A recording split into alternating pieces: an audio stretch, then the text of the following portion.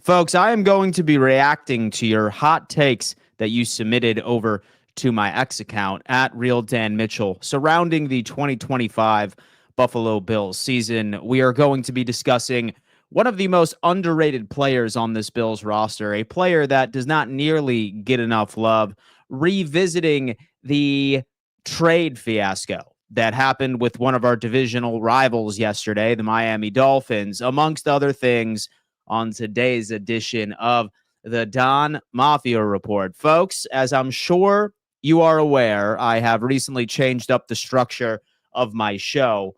My thought process is structuring the show very similarly to a radio show where I am going to be welcoming callers in on a regular basis all throughout the show. I'm not saving it toward the end. I am just going to be bringing somebody on at random at any point during the stream in between topics to further show how much I love engaging with each and every single one of you. So fasten your seatbelts. Let's get into today's show. Smash that like button for me. It's the easiest way to show a little bit of love over here. Subscribe and turn on those damn bell notifications so you never miss an episode, as I am live Monday through Friday at 10 a.m. EST. And you know what? Right as we get into our proud brand partner of today, I'm going to have to need or ask each and every single one of you to roll call in the chat. Let me know where you're tuning in from. I'm always curious to see how far Bills Mafia truly extends. So, roll call in the chat. Where are you tuning in from? What team are you currently representing? Let's get into business. But first, I need to give a giant shout out to today's proud partner. Just so happens to be William Mattar. Folks, William Mattar Law Offices is the go-to place if you ever find yourself on the receiving end of a car accident and you walk away with an unfortunate injury. It is imperative, guys, I got to tell you, to make sure you have the appropriate representation, the perfect lawyer, and you better look no further than the guy staring at you right now on my screen. William Mattar, #1 car accident attorney in the state of New York. Got to tell you what, William Mattar, solid guy. I got invited to his media party. Unfortunately, as many of you know, I am located in Florida. And man, I wanted to show up, show a little bit of love because they certainly do so much for my channel. And that always ends up reverting back to you guys. The reason I'm able to work with brand partners is because I have so many crazy, loyal fools that come in here and spend some time with me each and every single morning discussing our favorite football team. So shout out to everybody in here for making this a reality. We have Buffalo to Breckenridge, Colorado. Go Bills. Adam, what's going on, man? I skied Breckenridge once in Colorado. It is an incredible resort. I'm envious, man. Colorado is an awesome place to live, especially for all of you that are nature junkies. Man, tell you what, I got to get back to Colorado here soon. We have West Seneca, New York. We have Danuba, California. Bills Mafia is in the chat. I think Moore and Palmer are going to be dogs. Man, I'll tell you what, your mom. I sincerely hope so. Anyway, I feel like all of us need to have a conversation about what happened yesterday. And granted, I know a lot of you saw my live reaction yesterday because Schefter was trying to take full advantage of the dead season in the NFL, a 3-part Netflix series where rather than announcing each and every single move at once, he decided to make the announcements broken up into 3 separate parts. It started off with us hearing that Jalen Ramsey was shipped over to the Pittsburgh Steelers. All of us celebrating, oh, it's the Miami Dolphins. They're done. Get out of here, Miami. Better luck next year. Although I'll be completely frank with you, my expectations for this divisional rival were not very high to begin with Jalen Ramsey or not. But we thought the trade was a bit one-sided. We assumed that Chris Greer went out and he likely just received a 6th or 7th round pick. But then we heard that Minkah Fitzpatrick would be reunited with the Miami Dolphins in exchange for Jalen Ramsey. At first, we thought that it was a very rare player-for-player trade. And then we ended up reverting our conclusions of who won. Was it even? But then last but not least, we saw Jonnu Smith was also on the way to Pittsburgh. Jonnu Smith, Jalen Ramsey were sent over to Pittsburgh in exchange for Minkah Fitzpatrick and a 6th or 7th round pick, if I remember correctly. Well, why am I bringing this up? Because, guys, it's important to keep tabs on all of our divisional rivals. And while I've never really taken the Miami Dolphins seriously, and can you blame me? This Buffalo Bills team has the number of this squad. They have the number of Mike McDaniel. They have the number of Tua. It doesn't matter. If you are wearing a Miami Dolphins uniform, just let it be known that Buffalo owns you. But now I think that this is even in a more interesting capacity. I think things are about to get really hairy in Miami. We've looked at their schedule. Folks, I can go on ahead and pull up the schedule for you real fast. Because I had a narrative around this schedule at the beginning of the season where I said, you know what? This Miami Dolphins season is going to play out exactly like it has for the past couple of seasons, where they have some pretty easy games toward the beginning, starting off with the Colts, the Patriots, obviously the biannual ass whooping in Buffalo. Following the Jets, the Panthers, the Chargers, all very winnable games. And then toward the back half of the season, like clockwork, that's when everything really starts to hit the fan for this organization. But guys, I got to tell you, I'm sitting here looking at the Miami Dolphins depth chart, and this screams to me that this front office is conspiring against both Tua and Mike McDaniel alike. We heard about Tyreek Hill. He wants nothing to do with the organization.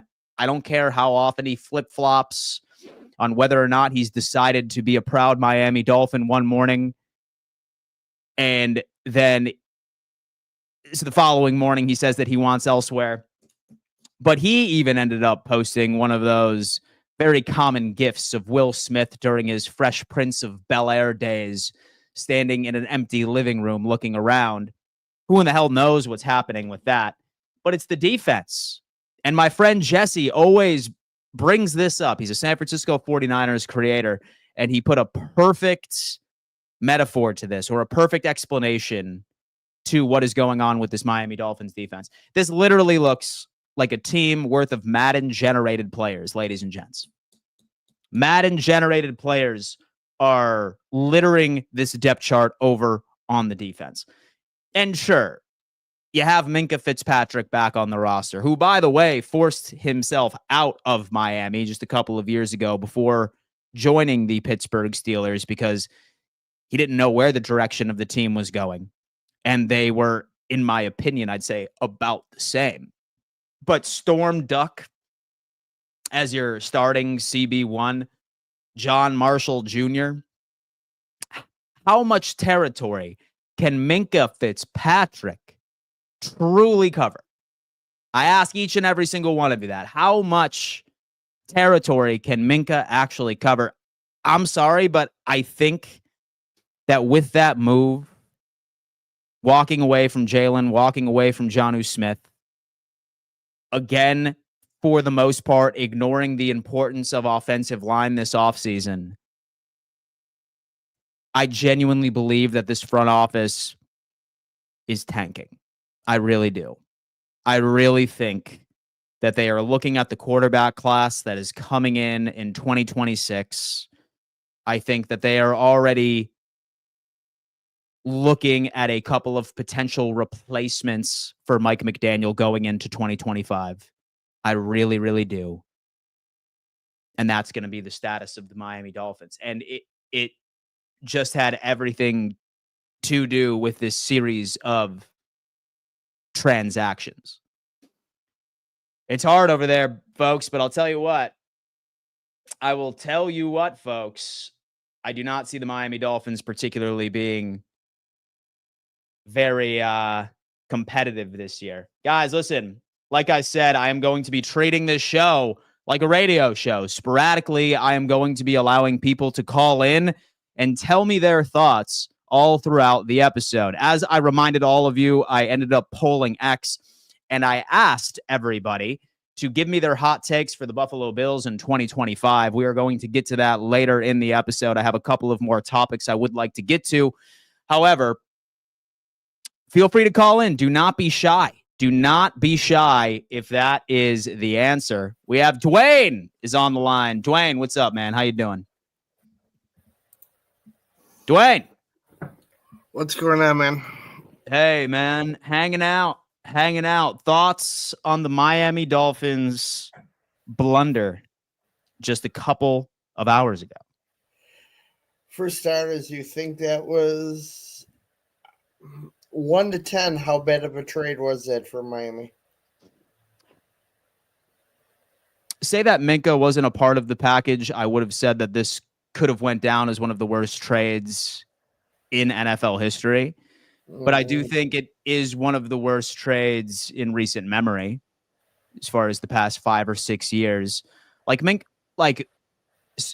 So Minka is one thing, but when it comes into the defensive side of the football, Dwayne, as far as I am concerned, that should be one of your least concerns. Like losing out on a corner, obviously, we already knew that Jalen Ramsey was out. But Jonnu Smith, I feel like missing out on a pretty quality piece of that offense, especially with Tyreek particularly being up in the air of whether or not that he even wants to play for the organization. I don't like it. And to be completely honest with you, I think that this is a sign that this GM is conspiring against McDaniel and Tua and looking to make some significant changes next year in 2026. That's me. I think it's like 1 to 10, as far as 10 being the worst. I classify this somewhere around an 8. I think fair. Fitzpatrick is a solid player. Mm-hmm. But this team going into the 2025 season already has a ton of holes. You look at their left tackle, you look at their linebacker situation, you look at their defensive line in general is weakened. Now you look at their star players that they have left there that have already taken the X and made a lot of snub remarks, not necessarily towards the trade, but how they've been treated. I was watching TD's show, Miami Fins Talk, if anybody doesn't know who TD is, and he thought that was a big middle finger in the air towards the organization, what a lot of the players did in Miami. So I'm not even sure how interested Hill is going to be in playing this season whatsoever after all this. Here's my thought on Tyreek Hill. I genuinely believe that if Miami, prior to the trade deadline, does not meet expectations, and I promise you, like with that offensive line and the lack of depth in the secondary, never mind even the starters, he's going to be a prime candidate for somebody on the move right before the trade deadline. I genuinely believe that. Yeah. Dwayne, first off, man, I got to tell you how much I appreciate you and Mike for always making sure, and Eric, by the way. Speaking of Mike and I, we're kind of anxious in finding out what more details are for the big get-together coming up. Well, my friend, have no fear. I am still chasing down the tailgate partner that we have. We have a specific link so that we can go on ahead and send it out to everybody that is attending and people that just want to show up to the tailgate. I have been on him like white on rice, my friend, but it's whether or not that he's busy. He hasn't gotten back to me, but I will send a follow-up again, and hopefully we will be sending out some further information tomorrow evening on the AFC East Roundtable. But have no fear. It's all ready to go. If Bills Mafia Sports is asking Hammerlot, stay tuned. We're trying to keep some sort of mystery around it. With that. That's going to be rough. Oh, yeah. It's always going to be rough. We're going to be around. Roundtable Sports is going to be white in Buffalo. On rice, you better add some Clorox to that, buddy, and get it a little whiter. Oh, listen, man. Right before I went to this full-time content creation thing, I was a tech sales bro. My follow-up game is absolutely disgusting. Dwayne, I appreciate you, man. We love you over here. Much love, man. Peace. Appreciate it. All right, listen, I got to let Glenn on because Glenn is a resident Dolphins fan who is probably going to come on here and have some words for me based off of my take surrounding this team. And you know what? I have to hear from every single fan base. I cannot not have Glenn on. So without further ado, my good friend Glenn. Glenn, good morning, my friend. Hey, some of your takes are wild, but I do appreciate you saying that because every time you have downplayed Miami, they have surprised you. So keep downplaying them. 2 years ago, you said they don't suck. Last year, you said they don't suck. Keep downplaying them. But here's what I got to say on the Ramsey thing. I'm curious, the trade, actually. Go ahead. Before the trade, how bad was our secondary? Because Ramsey was gone. Yeah, it was still pretty bad. It was bad. Pretty bad. So now what we did was we brought in somebody in the backfield that could actually be a leader back there. Mm-hmm. So Minka is what you're saying. That in a sense, that secondary got better. Now we still have to address some corners and stuff like that. Mm-hmm. And I don't think Greer's done. I think they'll pull in a Samuel or Brazil or somebody like that. Couple, just to pull in a couple of corners on the cheap. We ain't going. They ain't don't get too much money, but but now let me ask you this, Glenn. So would you have hoped, like looking back on the draft, so looking at everything, would you have hoped, especially since Jalen Ramsey was always on the trade block, like would you have hoped that maybe Miami would have went a different direction? So within the first or the second round?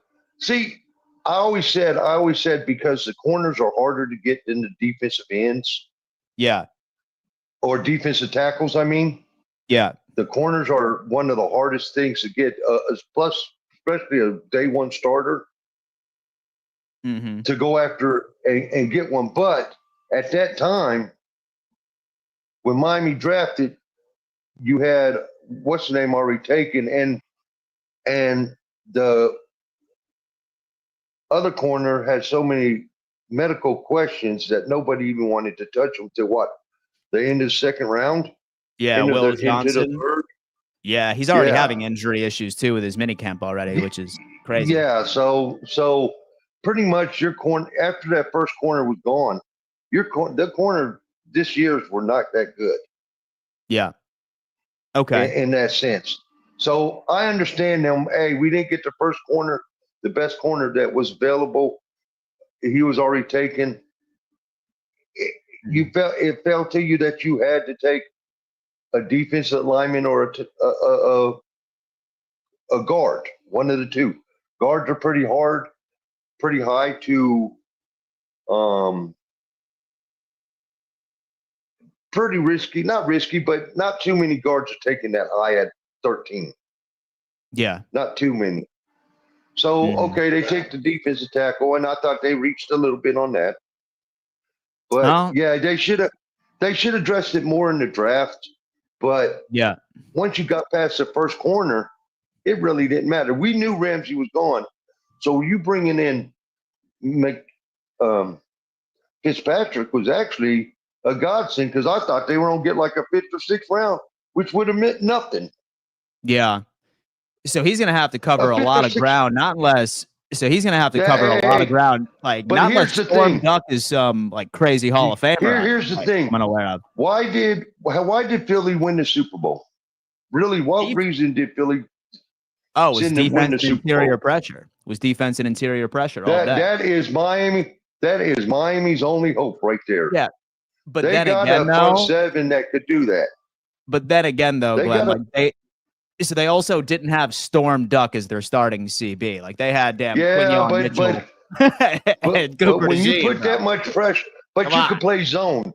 It doesn't come down to when you have bad corners. The one thing you cannot be is a bad corner and not be a good tackler. True. It's true. You could be a bad corner if you could play zone and tackle. You can't do both, be bad zone and a bad tackler. So if they let the ball get caught and tackle right off the bat, not have the yards after catch, you could work with that. Okay. Plus, especially if your front seven can get pressure. So did anything about this trade piss you off? Like, what about the Jonnu Smith? Yeah, the Jonnu. I understand Miami wasn't paying $12 million. $12 million is a lot of money for a thing. Miami did put an offer in, but it wasn't that $12 million offer. Yeah, it wasn't $12 million. He was gonna move on. The thing about we ain't had the same tight end in the last 3 seasons. McDaniels has never had a tight end back to back to back. We had Gesky, then we had Smith, and then we had Jonnu. So I think, what I think he's looking for really is he wants a blocking He wants a blocking tight end to help with the tackles. Smart man. That's what I think he's trying to do. He's looking for more of a blocking tight end to help with the tackles. Dude, listen, man, I do not blame him there. That's for sure. Glenn, listen, man, I appreciate you. Okay. Yep, I'll let you go. But now, I just keep doubting the Dolphins and we'll be good. Gotcha. Glenn, you're the man, dude. I hope you enjoy your day, and we'll see you tomorrow night, huh? That's right. Look at that. Shout out Glenn, man. You know what? I cannot not have Glenn on if I'm sitting here shitting on the Miami Dolphins. But one thing I will say to Glenn, right? I get it. I saw where you were going with. You're like, Dan, why did Philly win the Super Bowl? It was because of pressure. That was important. That's what Miami's doing. Unfortunately, I had to remind Glenn that the Philadelphia Eagles did not have Storm Duck on their team as CB1. All right. But hey, listen, I will be happy to be proven wrong. I'm looking forward to week 3. I'm going to be up there for an event, and we're going to see. And Cheryl is backstage, who potentially could be calling in here momentarily. Cheryl, hang tight, because we need to get to another little topic right before I dive into some of these hot takes.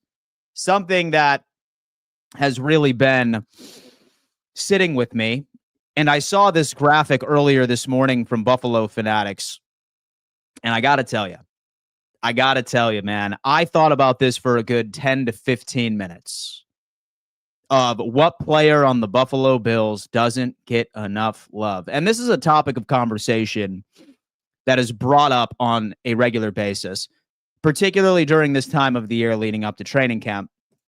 And I look back and I try and rewind a few years ago. And I think last year was Benford. Definitely was one of the players that I feel like none of us appreciated enough. Year before, I would probably say it was Bernard. Long time ago was probably Matt Milano as a very underrated player. Now we have a new conversation. Khalil Shakir. We have our good friend Alec Anderson. And hold my beer here for a second, because I'm about to go off on Alec Anderson in a good way. Followed by Taylor Rapp, safety that not a lot of people like to give credit to. And then obviously Terrell Bernard.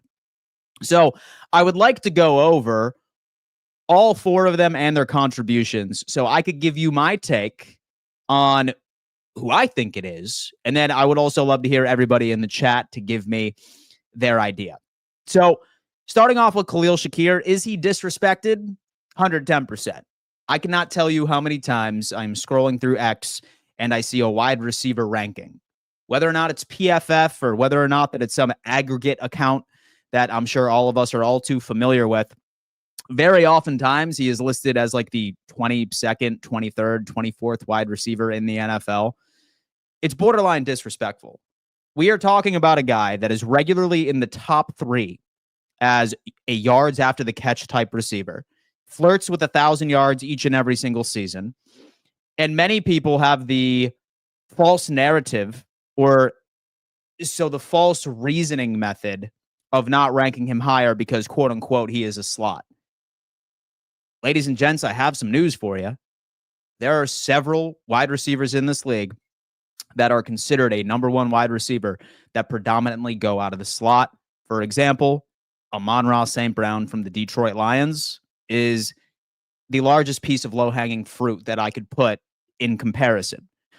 However, most underappreciated on this team, we are talking about people, or we are talking about players that Bills Mafia does not appreciate enough. So I'm not going to put Shakir. He is beloved amongst the fan base. He is not it. Taylor Rapp is interesting. Taylor Rapp is damn interesting, right? We have all been complaining about our safety room. I think a lot of it is geared and put toward, of course, Hamlin, because we had to start Hamlin as free safety.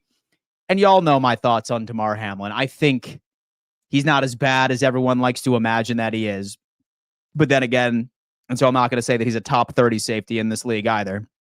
He's certainly a quality safety if push comes to shove and we need to start somebody. I trust him filling in if necessary. But Rapp is that dude. Rapp is that dude. 4 interceptions last year. Incredible tackler. Still young. And in my opinion, I think that we do not give this guy enough credit. He has made play after play after play for us, and very oftentimes during very important games in key situations. Love this guy. And next year we need to start having conversations, right? Because I do want to say that he has 2 more years on his deal. Somebody correct me if I am incorrect or wrong within the chat. But I mean, look, he's a quality safety, and he has been integral in the development of Cole Bishop. And I really hope that when it's time for Cole Bishop to take over, that he can mimic what Rapp has been for the Buffalo Bills. I think one of the biggest concerns for him is his propensity to get injured. That's something out there, but we will see. And then next up would be Terrell Bernard. I mean, look, I feel like all of us certainly appreciate this guy, especially when you think about, hey, Bernard, he was the guy all of us were worried about when Edmonds signed with the Chicago Bears a couple of years back. We had no idea who was going to be our starting linebacker, but then Bernard steps in and he becomes better than Edmonds, way more productive in coverage and also in run defense. He's an absolute dog. I do wish that he would also stay a bit more healthy, because he has missed a couple of games throughout his career already. Maybe he's just playing a little too big. He's playing a little too big for his actual size. Who knows? But love him. I'm not putting him on my list. I'm going to have to tell you who I truly think is the most underappreciated player on this team based off of this graphic.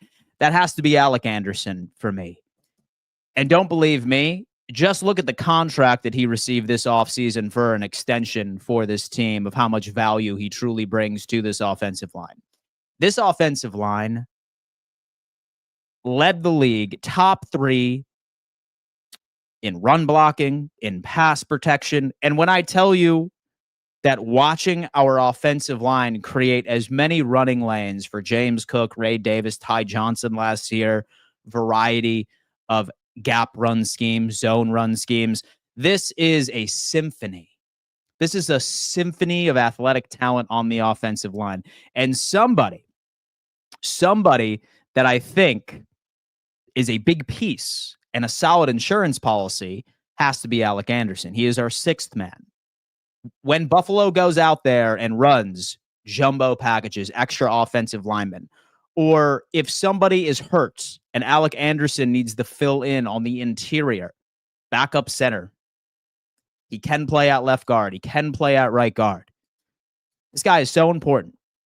And I got to tell you, we lucked out last year for having a relatively healthy offensive line consistently. We lucked out even more by seeing these players come back. We have a returning offensive line compared to the 2024 season, an O-line that was top 5 in both categories. The least sacked quarterback in the NFL. And I got to tell you what, without Alec Anderson, I'm not so sure that we would have been able to achieve those feats.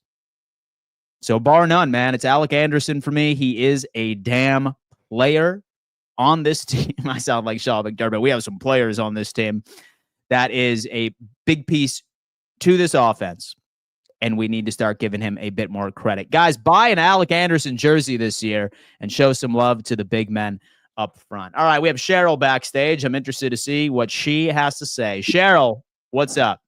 Hi, Dan. How are you? I am doing wonderful. How are you this Tuesday?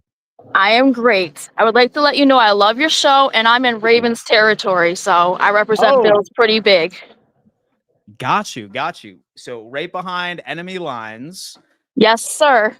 And I'm sure you were able to shove it in their faces after, once again, them sort of falling to the Buffalo Bills in the playoffs per usual. After all the crap I took after that first beating we got by them, yeah, it was pretty terrible. Have to. You know what? Well, all we can say is that justice was served. So what's on your Absolutely. mind, Cheryl? What's on your mind? Just looking forward to this football season coming up. I'm excited about how our team will do and represent this year with all the new picks on our team. Mhm. Um, looking forward to seeing if we can actually get over this little hump and make it all the way to the Super Bowl this year. And I'm very Mhm. much looking forward to the first game of the season since I have tickets this year. And it'll be my Do you? first live game. Bills, Ravens. Is that Mhm. right? Yes, sir. I've Got it. never been to a game before, so it's my first. So I got to tell you what, it's definitely going to be the season to go. Last season in Highmark Stadium, it's absolutely electric. I highly Yeah. recommend you certainly check out a few of the tailgates. Hammerlot's awesome. I'm not sure if you have any plans for the tailgates, but I'm looking forward to definitely them. soak it all in. Soak it all in. So today's show was actually bold takes for the season, right? Like we were all looking forward to it. And Buffalo obviously has like their benchmark of expectations. A returning team for the most part. We reloaded. Cheryl, I got to hear your bold take for this season, something that's going to blow me away on air. Talk to me. I think that my bold take for this season, I think that we're gonna have to watch out, not particularly the Bills, but bold take, I'm looking forward to seeing what the Panthers do this year.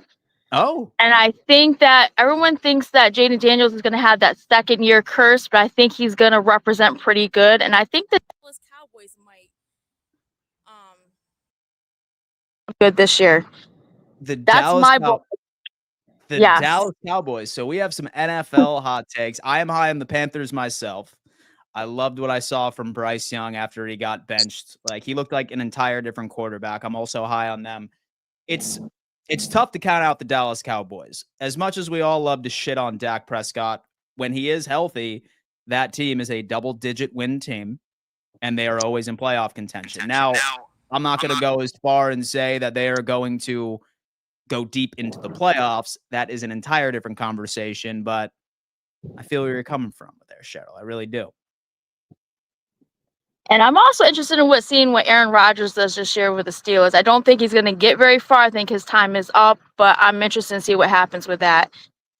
Yeah. Yeah, most definitely. I look at most quarterbacks that play for the New York Jets, and several of them have revived their careers once they ended up finding a better situation. Like you looked at the Jets last year, and on paper, like they should have been the best team in the AFC East. Solid offensive line, had great wide receivers, had a solid personnel in the defense, and Rodgers still played good ball. Like one thing I always love pointing out to everybody when it comes into actual statistics, like passing yards, touchdown passes, him and Josh Allen, who was the MVP of the league, quite literally had identical stats. He's going to go over to Pittsburgh Yes. and things are going to be good over there. I think Pittsburgh is certainly a team to watch out for, especially with Ramsey and Jonnu Smith being added to the equation. Same thing with DK. So I got to ask. Go ahead. So I got to ask. So a Bills fan, but in the Baltimore area, what brought you down there? Like now I'm just My curious. fiance of 8 years. Nice. I'm a nurse, so I can move anywhere. Cool. His job is here, so I came down for that reason. And he's a Pats fan. He's a Pat. He's a Pats fan. Yes. So how was that first Thanksgiving when you brought him over to the family's house? My brother's a Dallas fan. My son's a Dallas fan. My oldest son's a Philly fan, and my youngest brother is a Niners fan, and my middle brother, he's a Giants fan. So it's a mix. Wow. Yeah. Look at that. It is a house divided on many different levels. That is awesome. I can definitely appreciate anybody in the medical field. We appreciate your work over there. That is awesome. Cheryl, thank you so much for the call. Thank you for always tuning in, and you are welcome to call in with any time. Thank you so much, Dan. Have a good day. Thanks, Cheryl. Shout out Cheryl. Shout out Cheryl for coming on in and taking advantage of the call in line. Now, folks, what I would like to remind everybody is I am now structuring my shows as a radio show where I will have an open line for anybody that would like to come in, have conversations, let me know their hot takes, and you can ask me a question. That's how I'm going to start doing my show from now on, because I love engaging with all of you, man.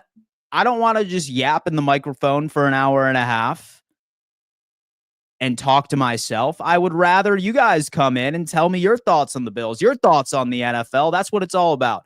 We have to stick with each other this year, especially during the dead season, because there's nothing to talk about, but I am dead set on keeping you entertained, and football always needs to be discussed. If Steelers don't get a deal done with TJ, it's good game. I don't care what Steelers fans say. Dexy Gaming is actually bringing up a wonderful point and something I would like to point out as well. He is the engine, folks, that runs the Pittsburgh Steelers defense. He is the engine that runs this defense. If TJ Watt is not brought back to Pittsburgh, all of these offseason acquisitions are for nothing. And I know maybe I'm perhaps overreacting a little bit, but when there is a literal stat that shows Pittsburgh has a losing record, when TJ Watt is not on the field, you have to look at it. I can tell you this.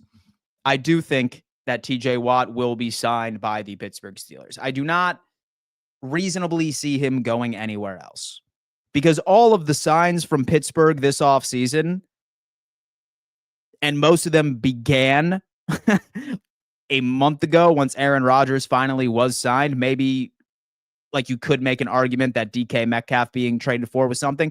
All of these moves are that Pittsburgh is genuinely trying to get themselves into Super Bowl contention. And I feel like as far as the strategy would completely be on the back burner if TJ Watt was not a part of their main plan. I'm curious to see what the TJ Watt camp feels about yesterday, because they ended up taking on the vast majority of Jalen Ramsey's contract, and they paid Jonnu Smith $12 million, a one-year deal. I haven't had a chance to look at the current cap situation right over with Pittsburgh, but I got to tell you, if I'm TJ Watt, I might be a little upset. I might feel a little slighted. I might. We're going to have to keep this right as a top priority for us to be paying attention to throughout the remainder of the season. Let's go ahead and get a question in right before we get into the main topic of today's episode. Guys, smash that like button for me. It's the easiest way to show love on this channel. Helps propel this show out to the YouTube algorithm. And from what I understand, there's only 42 like buttons smashed, guys. 99 of you, 102 of you are currently on the YouTube stream right now. Let's get this up to 100. Again, don't be shy. If, for example, you want to call in, ask me a question, give me your take, the line is open for each and every single one of you that are feeling it. Spidey Munn, my boy down in Chat Town, baby. Chat Vegas, Tennessee. That's my boy. How many more concussions does Tua have to have before someone steps in and doesn't allow him to play anymore? I feel that that's going to be his decision. He is a grown man. I'd probably have to say that if he gets one more, a lot of people that are in his corner that love him are more than likely going to almost insist that he no longer plays. And so I got to give him credit. Like, dude has some balls. Like, Tua has some balls here. He already has all the guaranteed money in the world. Literally all the guaranteed money in the world. And for some reason, he still wants to play football. So he's truly playing for the love of the game and the loyalty that he has for that Miami Dolphins organization. So I do have respect for him. I just hope that he prioritizes his health. it's fun to have divisional rivalries.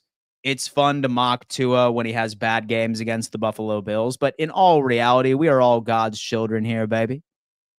And we want nothing but the best for all of these players that work to entertain us all season long. I just hope that he makes the right decision.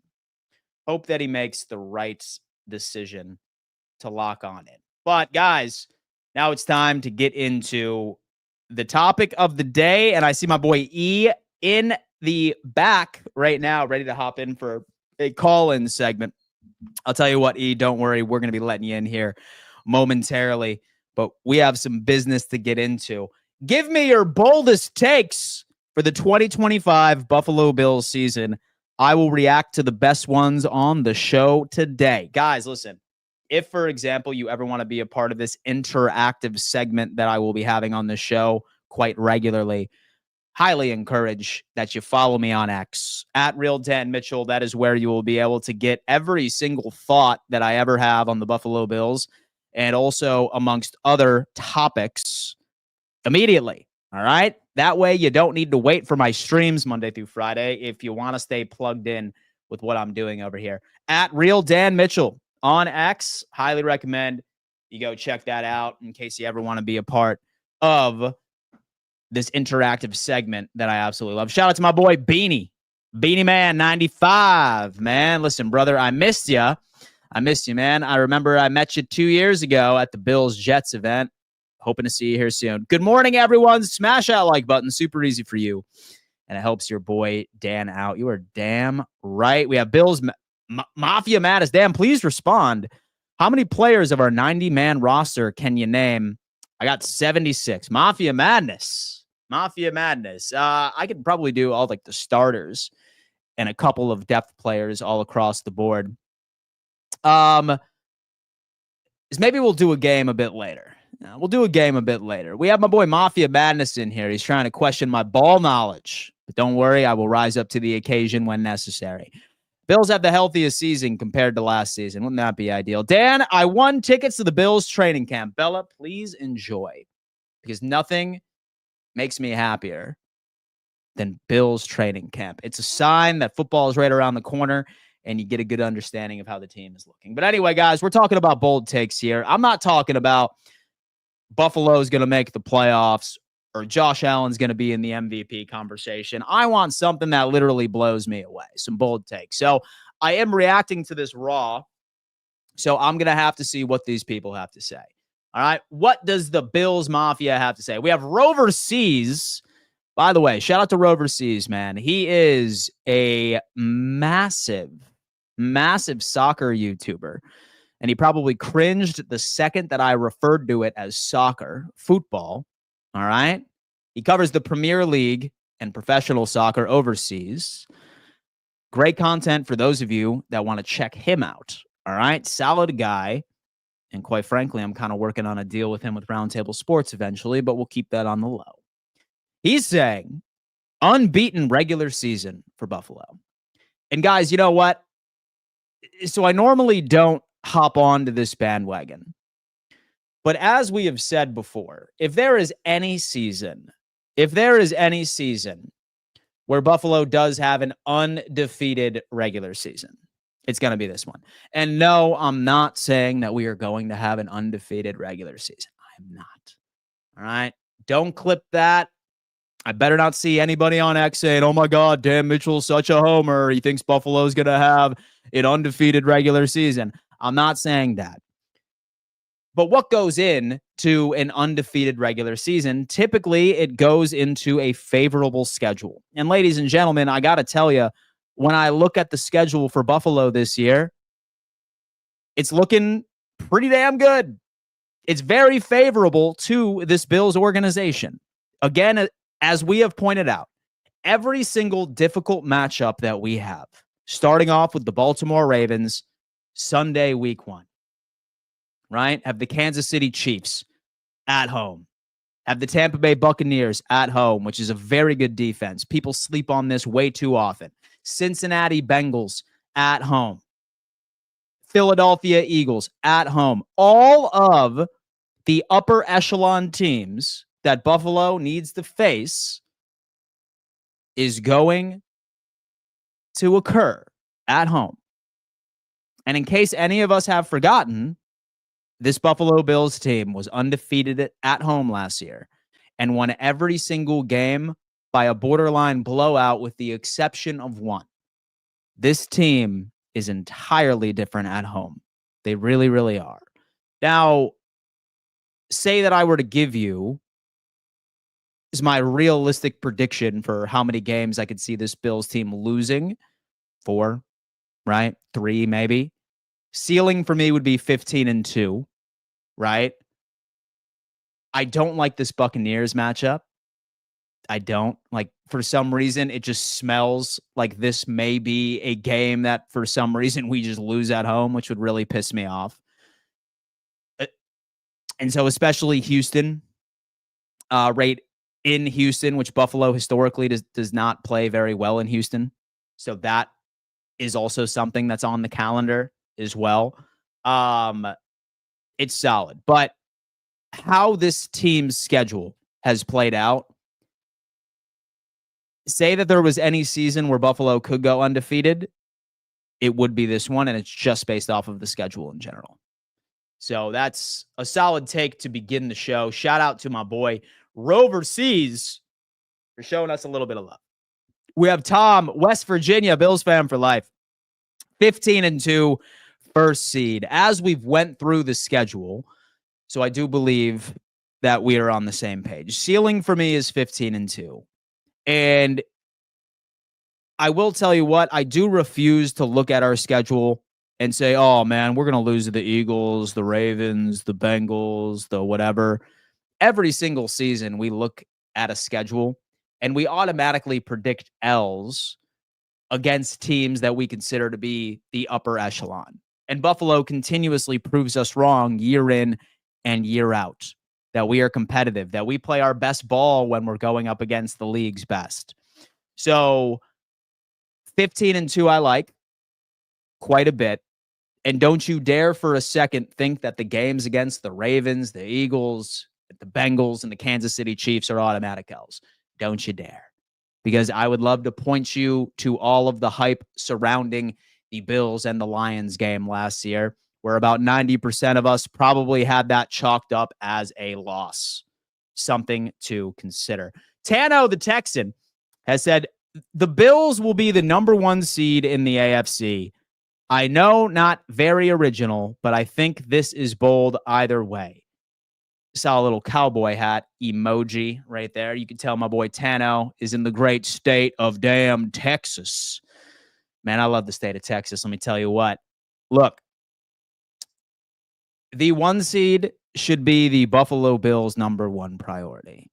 That is the only way that I could reasonably see this Buffalo Bills team making it to the Super Bowl this year, is having that 1 seed. Like, I have seen so many different circumstances of how Buffalo got into the playoffs. Like last year being dominant, but for some reason that stingy Kansas City Chiefs team still, while only scoring 19 points on average per game, still was able to get the 1 seed. We saw the story where we were all but left for dead when we started off the season 6 for 6, and then the greatest story ever told occurred. I've seen so many different pathways. And so I've seen Buffalo as the 2nd seed. I've seen Buffalo as the 3rd seed. All right? We need the damn 1 seed. That is the key for us to finally making it to the Super Bowl, is the damn 1 seed. Can we get it done? Can we get it done for the love of God? I think that's the question right here. We have David Van Horn has come in with a statement here saying, not going to lie, I think the Dolphins won that trade. They got rid of 2 locker room cancers and brought in a leader. Not saying they're going to be good next season, but it's definitely an improvement. David Van Horn, man, he's coming in and he is showing a little bit of empathy toward the Miami Dolphins and some optimism, which I can appreciate. My hot take, Caleb Williams will take a huge step forward, maybe best quarterback in the NFC North next season. That's hot, and I like it. Dan, if Commanders don't get a deal done with Scary Terry, do our Bills try to nab him in a trade? I think the price is right. Yes. I don't think that we would have the funds to make that happen. I would not be upset, and I never sleep on Brandon Beane's ability to manipulate the cap if necessary. But probably not. Probably not. Let's go ahead and take out some more of these hot takes here. There you go. Let's check it out. Look at that, man. These hot takes are firing away.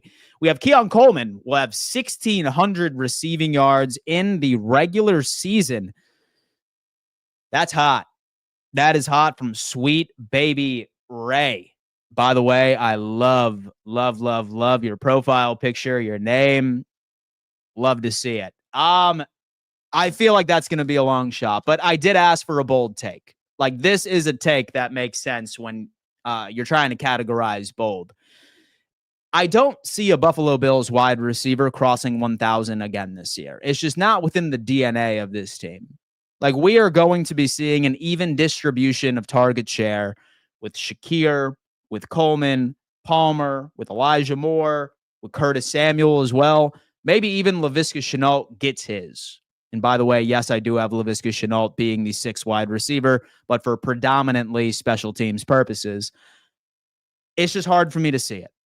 And also mix in Dalton Kincaid and Dawson Knox, who are also going to be getting their share. What's realistic for me for Keon Coleman would be around 750, and that's likely where he should have been if he didn't miss out on 4 games last year. Where I would like to see Keon Coleman improve is his red zone targets and his touchdowns, because that's what I think is his best ability that he could bring to this team. 0 questions asked there. So love it. Love the optimism, but 1,600 yards, man, I would be so happy to be wrong. I promise you that. Jared B has come in saying Buffalo will go 7-10 and miss the playoffs. Chat GPT has them not making the playoffs. Well, Jared, say, for example, you're watching this. I strongly suggest that you put your life savings on that on a sports book. I'm just kidding. Don't do that. That would be financial irresponsibility. Financial irresponsibility. But I think this is just a troll. I don't think anybody is going to be looking at ChatGPT as a quality source of predictions within the NFL, especially if he truly got 7-10. I wouldn't take that seriously, Jared. I would not take that seriously. And then Jon Snow came in and said what we were all thinking. Suck one, Jared. Jon Snow. Man, I love it. Bills 17-0, win the Super Bowl, perfect season. We already read that one, or a version of that, and I sincerely appreciate it. Okay, how about a Jets fan coming in and showing a little bit of love to this Buffalo Bills squad? How about that? How about a Jets fan coming in and showing a little bit of love? Benford, who's a top 10 cornerback, top 5 in my opinion, will finish as a top 3 cornerback. I love to see this. And why I'm excited about this bold take is just because it comes from an opposing fan base. Benford continuously is the most slept-on player on this roster from an outside perspective. So we all know that we ended up looking at some of the most slept-on players amongst Bills Mafia, but Benford still has yet to get the respect that I believe that he deserves. He's neck and neck, folks, when it comes into preventing separation, DVOA, with the likes of Patrick Surtain II. It's true. He is wildly productive. And he's not quite as injury prone as everyone says that he is, but unfortunately, he gets injured during very important games. Unfortunately, that just so happens to be a freak accident. It pisses me off, but here we are. Make no mistake, Benford being a damn top 3 CB. So I wouldn't even say that was bold, to be honest with you. In fact, that's what I am anticipating. And by the way, shout out, I have seen that he has made the top 100 list this year in the NFL players, which is pretty insane. Spencer Brown will be the finalist for Protector of the Year. I like this, Bo. A brand new award that will be announced this year during the NFL Honors Awards during the Super Bowl. Spencer Brown will be a finalist. Spencer Brown, another offensive lineman that does not nearly get enough credit. I can appreciate that, Bo. I appreciate your submission. We have T coming in saying that they are going to be the number 1 seed. Adam is saying Bills' leading receiver this season in yards and touchdowns will be Palmer. Adam, I like it. And let me tell you something about Palmer. right now I am cautiously optimistic because right now he is just hype. Like he is just ceiling. Like when you look at the box score, and I hate when people look at box scores because that doesn't tell the whole story. But let's be honest with ourselves. At the end of the day, it's all speculation. Like we see Palmer's film and we see an incredible route runner and we see somebody that finds open space better than many wide receivers on this roster. But it's never translated right on the box sheet. Now, what's encouraging is that Buffalo has proven time and time again that they can find a player who has quote unquote been not utilized the way that they should have right in previous rosters and have had career years. I could probably point out to Smoke John Brown a couple of years ago. He was probably one of the best examples we could put out there, and Palmer is up there. So I am cautiously optimistic. He is going to take the role of what Amari Cooper should have taken last year. Say, for example, that he didn't get injured. That loss to the Eagles is the end of the Chiefs and the Mahomes dynasty. Interesting. We did have a Chiefs fan come here earlier and put something in. I'm going to have to find it a bit later. We have Adam, and then let's go ahead and get one more bold take here. But we will see. And then we have Elephant Man is coming saying, I love the Bills. You guys are crazy. 12-5. You are full blown crazy, according to my boy, Mr. Elephant Man. I don't necessarily believe that we are crazy by saying that we are going to be 12-5. Like when we say that Buffalo is going to be 15-2, after we improved this offseason with free agency acquisitions, solid draft class that truly addressed our needs, a returning offensive line, and a reigning MVP quarterback, how unrealistic is it, folks, for us to say that Buffalo is going to win one more game than we did last year, or two more games than we did last year? How is that unrealistic? It's hard for me to see that. It's very hard for me to see that. It's crazy. Never let anybody tell you that you are being unrealistic when you're telling people that Buffalo is going to be anywhere between 13-4 or 15-2. Like that margin is so different. And this team has gotten better than last year, who ultimately ended up going, 14-3? Come on, let's make it happen. Anyway, let's welcome in a caller. E, what up, man? How you doing? Good, man. How are you? Oh, man, I'm just living the dream. It's shitty out here in Florida today, but I'm just happy to be alive, and I'm happy to be talking to you. What's good? I hear you. I live in New York, but I just wanted to call in and say that I think that Keon Coleman will have the most touchdowns on the team this year. I hope so, dude. I really, really hope so. Like, he is built like the red zone target that he is. He's a contested catch guy. I honestly watch that one rep against Woolen in Seattle over and over again when I'm feeling down because I was just so excited of the physicality that he showed. I hope so, man. And so I'm not sure about you either, but one thing that frustrates me the most about Keon Coleman is the consistent comparison to him and Worthy. And when you look at their box stats, literally side by side, they are so damn similar that it just makes your mind want to explode when somebody is trying to say, oh, dude, we should have went with Worthy instead. Where if Keon were to actually play a full season, he would have had a better season than Xavier Worthy right in the first place. So you and I actually share the exact same optimism toward this wide receiver. Yeah, I agree, man. I hate that comparison. I think he just got the hype because it's the Chiefs, and, they're always going to get more hype than the Bills. Yeah. No, dude, I certainly understand that. You're in New York. You're in Buffalo? Yeah. Yep. Nice, dude. Nice. Whereabouts in Buffalo? Clarence. Clarence. All right, cool. Yep. Cool, man. Yep. I lived in Hamburg until I was about 13 years old. So All right, cool. Yeah. I got cousins that live in Amherst. I got family all over Buffalo.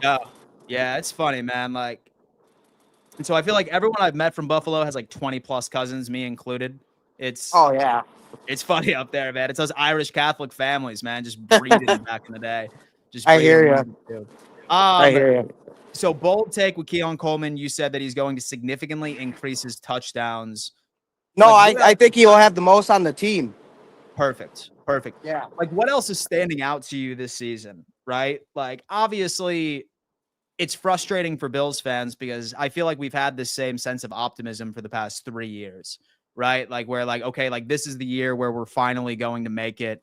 We're finally going to figure it all out. What feels different, especially since I'm assuming you've been a Bills fan your whole damn life, right? Is there any part of you that feels different about this season compared to the past couple of off seasons? Why you think we might actually do it this year? Yeah, I think the wide receivers that we brought in are pretty good. Dude, did you hear Brandon Bean rip those guys, the radio host guys? That was hilarious. I did. But yeah, I think the wide receivers that we brought in this year, we're a little young on the defense, but you know that McDermott defense, I don't, you know, it doesn't let you down much. So, you know, I just think that all around we're gonna be, you know, better. And I think someone already said it, but I think the Chiefs are on a spiral down. You know, I don't think they're gonna be that good this year. Dude, you know what, man? Like I've made that. Oh man, I made that assumption so many times, and I continuously get burned. So I think in order not to jinx us, I'm probably not going to hop on that train yet. But I promise you, I would be absolutely thrilled if Kansas City never won another game within their franchise history. Like, no hate, King Jamie. I see you backstage, Jamie. I love you, man. But you got to understand the pain that you've put this fan base through for years and years to come. Man, you get it. I hear you, man. I always have this argument with my friends. Would you rather lose in the regular season to the Chiefs or win in the playoffs? Because we always lose in the playoffs and we always win in the regular season. I know. Yeah. It's funny because King Jamie, who's backstage right now, like we always joke around with each other. We're just like, hey, it's that Bills Chiefs regular season matchup. It's time for y'all to win. So it's our turn to win in the playoffs. And shit, man, we'll see. But E, listen, man, I appreciate you calling in. You are welcome to call in anytime. I'm going to be structuring my show like this moving forward. And so I hope that you enjoy the rest of your day, my dude.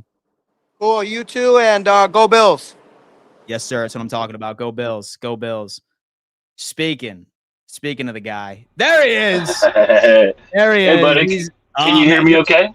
Oh, yeah, dude. Loud and clear. You're on the clock over there, man. Working man, baby. I like that. Yeah, buddy. Sitting in a great big old track hoe. Dude. And waiting for trucks and stuff. And oh, shit. What's the project today, man? What's the project? What's y'all building out there? A great big warehouse for this job. We're about done. So, I mean, I do just the excavation work and stuff. All right. And then, so I got a couple of guys playing on little machines over there. They're trying to learn and they're having fun. They're fucking it all up, bro. I'm going to have to go fix everything they're doing, but they're having a good time over there. Those damn rookies out there, man. Those damn you got to let them try, dude. That's what a good older fella should do. Have to teach them how to damn work, man. Them soft hand youngins, brother. They're good. They're good guys, you know. Good guys. Yeah. Hey, dude, I'm liking what the Buffalo Bills have done. It's looking really good for you guys. You guys are on the doorstep, and you've been there for years. I don't bring no hate, man. I talk real. You guys are kind of fucked, though. The Chiefs are all healthy this year. We got 15 wins that were close last year. They ain't going to be close anymore. Yeah. I think we're looking at 30 to 40-point games for the Chiefs this year. Yeah. And my defense just as good, too. So I love it when you guys say downward spiral. That cracks me up. Dude. Just relax. I got the wheel. We got this. But you guys are there. I mean, in the 90s, bro, I had to watch your team beat the fuck out of us all the time. Throw me at the wall. You owned us. Yeah. You know? Yeah. My turn. So let me tell you what, man. Like I said, I refuse to ever say that prediction again. I've said it for like 2 years in a row, like once Tyreek was off. And look, like I've learned my lesson. And the definition of insanity is repeating the same action over and over again. Yeah, but you guys got a lot to hope for, though. You guys really have a lot to look forward to. There's great talent.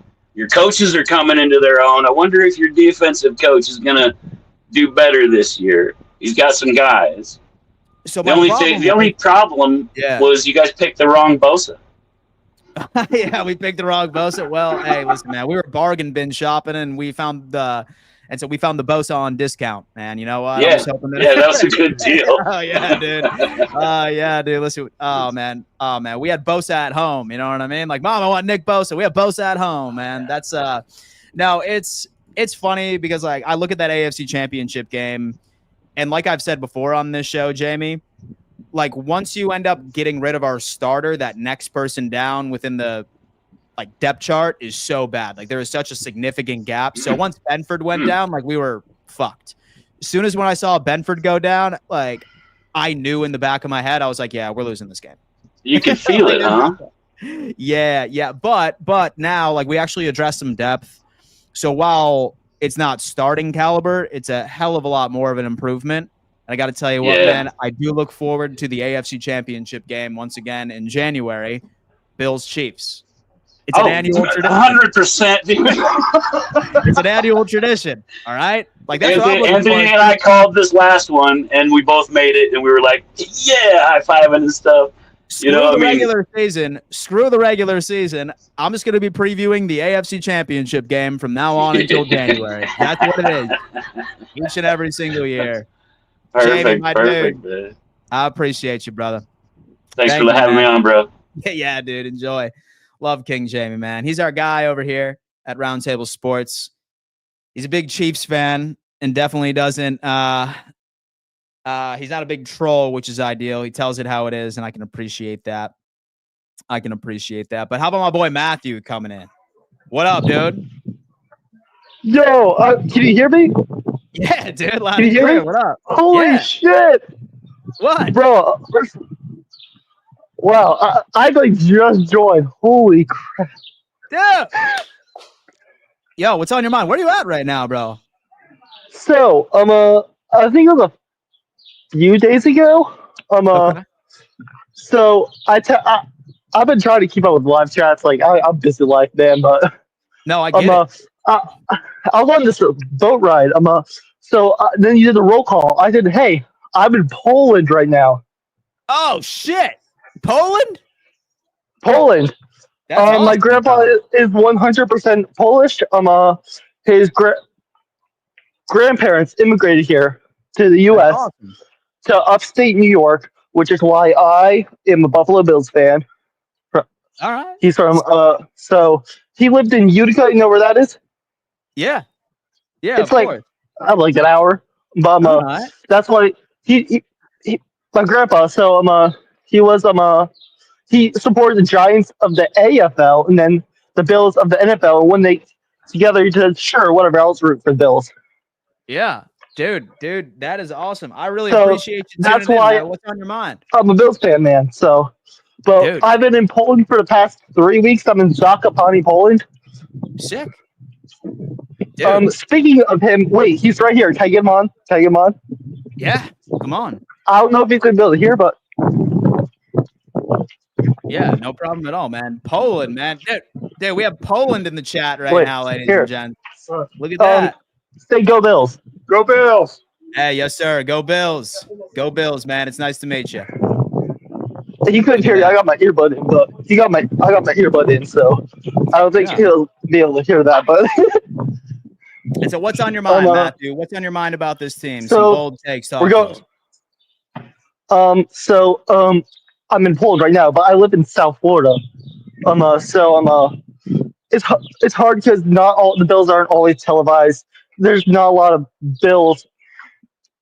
I'm surrounded by Dolphins fans. Yeah. Yeah. No, so man, listen, I totally understand it. Yeah, I totally understand. Yeah. Like you were getting. So I always try my best. So you were getting a front row seat right within the destruction of the Miami Dolphins organization. Yeah. With a smile on your face. Yes. One of my favorite teachers was actually a diehard Dolphins fan. So we always just talk football. But so I got 3 big hot takes. One, and I don't know, some of these aren't even possible. Wait, one sec. Georgie, you can go in. You're good. I'll tell you later. I'm good. You go in. You go inside. Sorry. He was waiting for me. We just come back from sorry, I'm wasting time. But so first hot take, Caleb. I knew Caleb Williams. I was right about Jane Daniels. I'm not right about a lot, but I was right about Jane Daniels. Okay. I knew he was going to be good. I knew he should have got picked over Caleb Williams. I was saying all before jobs. And they're like, "Oh, Jane Daniels is good," but like over Caleb Williams, I'm like, I don't think I'm not getting the Bears hype because guess what? How much different is this? Again, I don't follow the Bears. I don't see, especially how competitive the NFC North is. Yeah. This Bears team is not. I think they'll be in the. They could make the playoffs, but they're they're not as good as people are saying. Caleb Williams is not that guy. Not the guy. So it's all hype, he has right? every piece in the world. He has everything in the world. So it's all hype for me with Caleb Williams. Like last year, he was like bar none the most sacked quarterback in the NFL, right? And this offseason, they ended up bringing in and revamping their entire interior offensive line. They bring in one of the best slot receivers in college football last year. I do like Ben Johnson a lot. So I do like Ben Johnson. I love Ben Johnson. And so I am a bit higher on Chicago, but I certainly understand. I see. Oh, there was some Dolphins news that just popped up on my phone. The only thing is I just swiped away on it on accident. So it was like they traded like a pick or something for like one New York team's tight end. So just get out there. Oh, dude. And so I got deeper than that. So the Dolphins traded Jalen Ramsey and Jonnu Smith to Pittsburgh, and they got Patrick back and a pick, like one of the two. It's heavily debated on this show for sure of whether or not of who won that transaction, but it's not looking good down in Miami. I promise you that.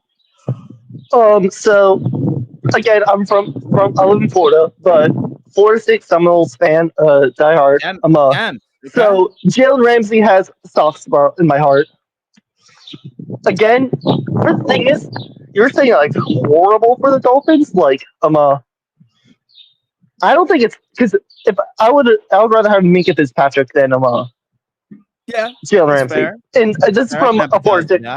He's old, and like again, what good can come out of trading an old Jalen Ramsey? Yeah.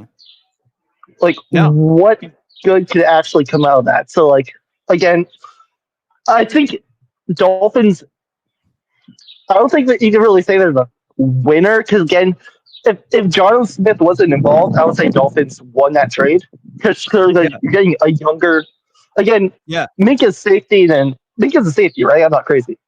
He is. He's pretty safe. Okay. Yeah. Again, then once you then add John Smith, I'm like, the Dolphins also second hot take. Dolphins get last place in the division. I think the Pats are going to be good this year. Jets, I'm not expecting to be horrible. They're not going to be horrible. Mm-hmm. They're going to be middle road. Because I have faith in Justin Fields, not to like lead him to the playoffs or anything, but to be decent. I thought he was wrongly kicked out of Chicago, but third hot take, and this is the hottest, and I don't know if it's physically possible to happen, but all four AFC West teams, I think will make, if it's possible, could make the playoffs. It's possible. Wow. So, but the Raiders. Weird shit will have to happen. The Raiders. Yes, I like Pete Carroll. Okay. Pete Carroll, well, duh, but he's one of the greatest coaches. But we just saw again a few years ago, Geno Smith. No one thought the Seahawks were good. Brought to the playoffs. Dude, you know what, man? I love Ashton Jensen. We already know Brock Bowers is like him. I think. I mean, they just signed Max Crosby. Now he's playing with money, so he's happy. I'm high on the Raiders. Of course, I'm high on the Chargers and the Broncos, but because again, the rest of the AFC East is horrendous. The rest of the AFC South is horrendous. Maybe Jacksonville. Jacksonville could still do stuff, but then the rest of there is a possibility where it all blows up in Pittsburgh and Cincinnati realize they have no defense. That could happen. Yeah. Well, hey, Matthew, listen, man, you enjoy Poland, my friend. I appreciate you calling in, my boy. Hey, thank you, Dan. I mean, I started watching you guys at the half end of last season. I've been watching ever since. So hey, sub, like, comment. Thank you so much, Dan. Now it's summer. I'm trying to get on more calls. Get on more calls. That's my guy. Listen, man. Thank you. Go And Bills. the Go line's Bills. always gonna be open. Matthew, I appreciate you calling, showing a little bit of love right there, man. Listen, I love engaging with you guys, man. It's one of my favorites. I'm so glad that I was able to switch up this show dynamic. You know what I mean? I want to make sure that we structure the show exactly like a radio show. We talk about a variety of topics, Bills, NFL, and then I get to hear from the squad that calls in, that tells me what is on their mind about the Buffalo Bills and or the NFL. Folks, smash that like button for me. We have one more caller I'm going to let in. Dan Wynn is in the chat, man. Damn. I'm ready to welcome him in. But some housekeeping matters. I'm looking at the like button here, guys, and I feel like we're close to 100. We are close to 100, folks. 75 like buttons have been smashed. Let's get this up to 100 before we end up wrapping it up as we welcome in my good friend Dan Wynn in the chat. Dan, what's going on, man? It's basically your boy DTN, so that's actually my first name. So Dan, I had no idea. Wow, DTN, I had no idea we shared the same name. Well, my name is actually Dow, so that's the Dow. Okay, awesome.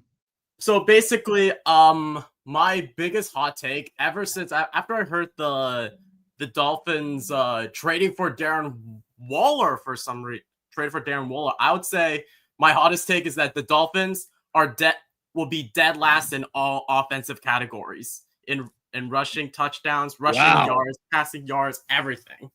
Dead last in everything. Mm-hmm. Dead last in all offensive categories. I want to say that's not that bold, man. It's a pretty bad offense. No, I'm just kidding. I know Glenn is absolutely fuming back in the stage. We're sorry, Glenn. But no, dude, listen, it all boils down to the offensive line. And that's something I feel like that front office in Miami has neglected year after year after year, is the importance of protecting a quarterback, especially a quarterback like Tua, who has no mobility. He's a solid, accurate passer. But when you have a solid, accurate passer, protection needs to be your number one prerogative. I know Joe Burrow's done it before, but he's Joe Burrow. Like, he is a quarterback in and of itself. There are only a couple of quarterbacks in the league that can get over having a bad offensive line. That is Patrick Mahomes, that's Josh Allen, and that's Lamar Jackson. Those are the only three. If NFL organizations continuously ignore the importance of building the trenches, then they are destined for failure, and they deserve everything coming to them. Yeah, I agree. And considering this is AFC East related, since obviously you're the host of the AFC East Roundtable, this is not, I'm not going to say this is a good take, but I'll just give it a go. I'd say the Bills will go 6-0 in the AFC East division. Ooh. Blowing out the Dolphins twice, blowing out the Jets twice, and unfortunately sweeping the Patriots, but by close margins. Yo, guys, listen, he is a Patriots fan. My boy DTN is a Pats fan. I got to tell you what, man, I actually have the Patriots splitting with us this year.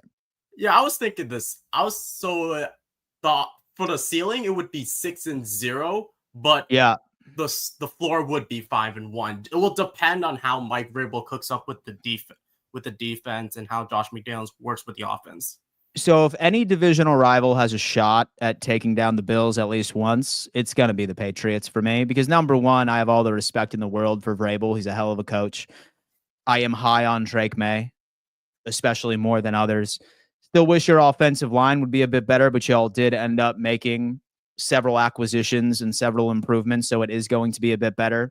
Solid defense acquisitions this offseason. So if any team, and I think Bills Mafia could agree, if any divisional rival had a chance at taking us down at least once, I feel like it would be the Pats. Yeah.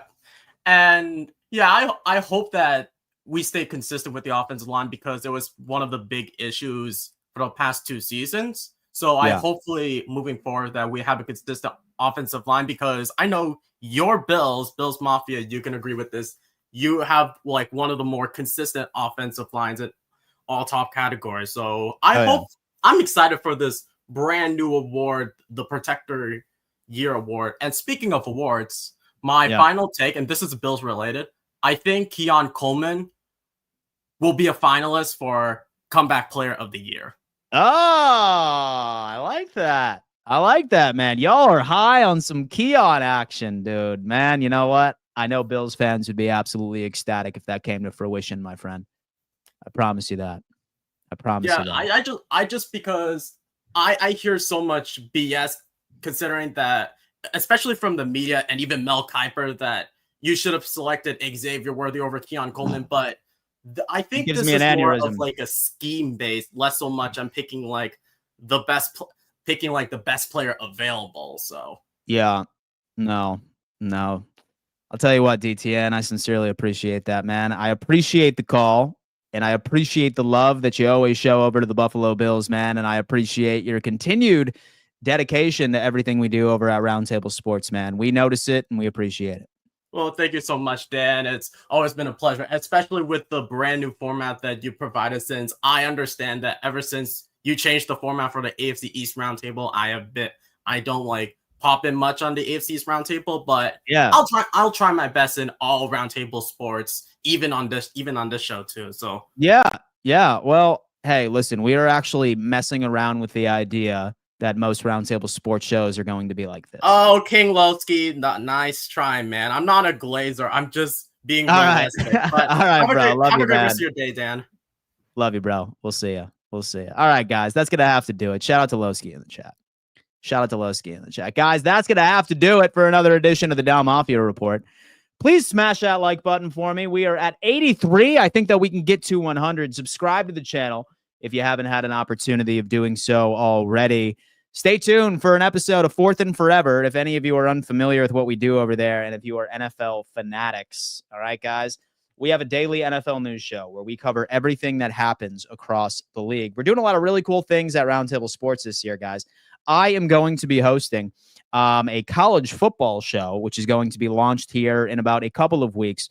We are already making short form content on TikTok and then also on Instagram and X, but we will be launching a full-fledged college football news show because I know a lot of you are going to be doing mock drafts by week 5. Cough, cough, King Lowski. So might as well be up to speed with what's going on in college ball so you can figure out who your team needs to draft. I love each and every single one of you. Thank you so much for tuning in to another edition of the Don Mafia Report. And we'll see you Fourth and Forever a bit later. Peace, y'all.